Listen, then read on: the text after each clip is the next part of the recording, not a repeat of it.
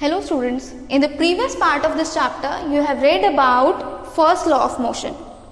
Now according to force, you have observed that the impact of force on a body is different. Like if you apply greater force, the object will attain greater speed, right? And if you apply a small force on a body, it will attain a smaller speed, right? But the impact can be same. A small object thrown with a great force can hurt just as the heavier object. Like if the truck hits a man, that can be fatal, and the bullet, which is very small but fired from a gun and has a great speed, can also be fatal, right? So the impact of the force or impact of motion is depend on two factors, that is mass and velocity of the body, right? The property, the quantity which combine mass and velocity is known as momentum. So what is momentum? The quantity which combine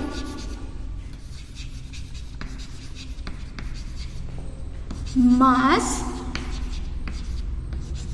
and velocity of the body, right?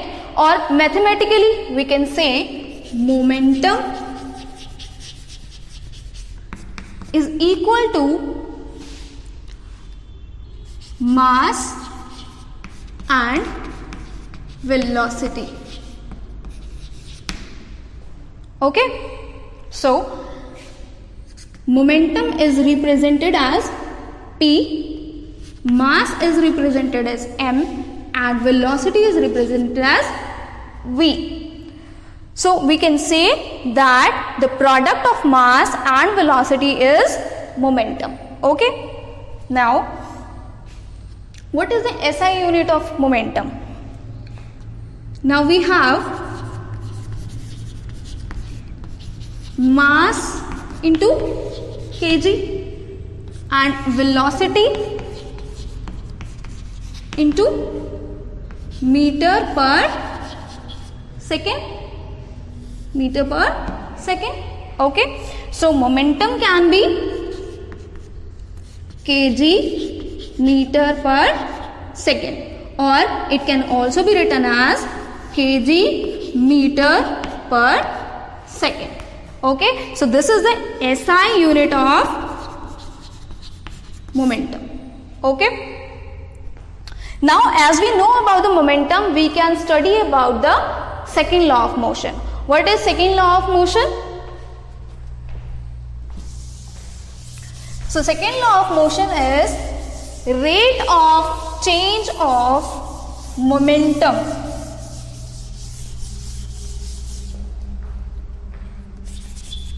second law of motion is rate of change of momentum is directly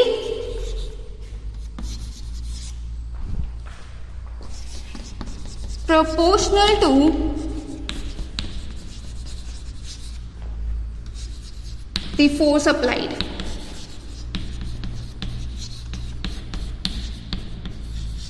In mathematical term, we can say that change in momentum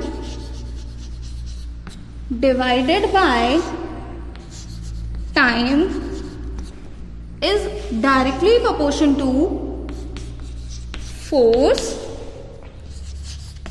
applied. Alright. So what was momentum? So let's convert into the formula. Change in momentum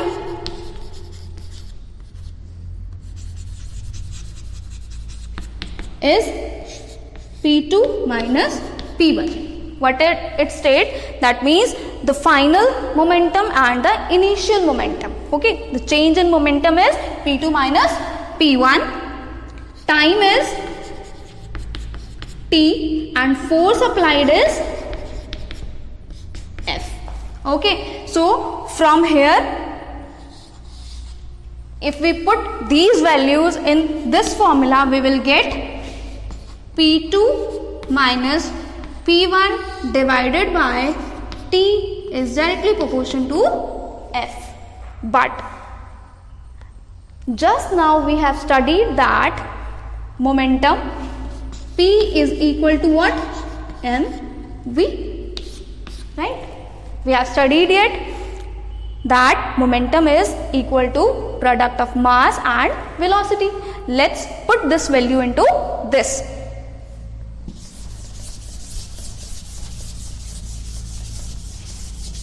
So what we will get? We will get mass will remain same because we are talking about the same object. Okay, mv minus mu. Why? V is the final velocity and u is the initial velocity.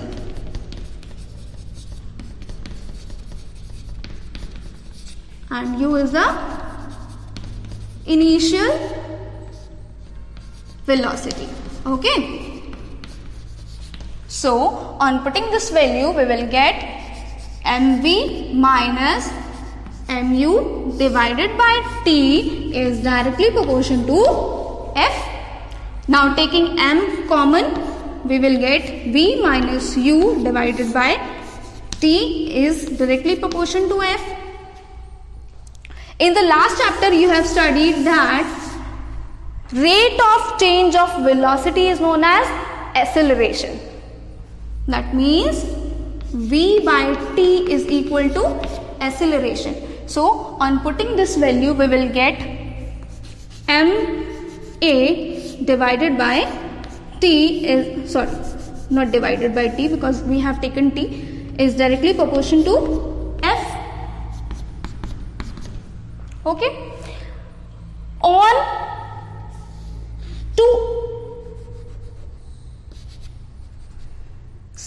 differentiate f directly proportion, we will get ma k is equal to f. From where this k come from? K is in the place of directly proportion. Okay, so we get force applied on a body will be equal to mass into acceleration into constant. So k is the proportional constant.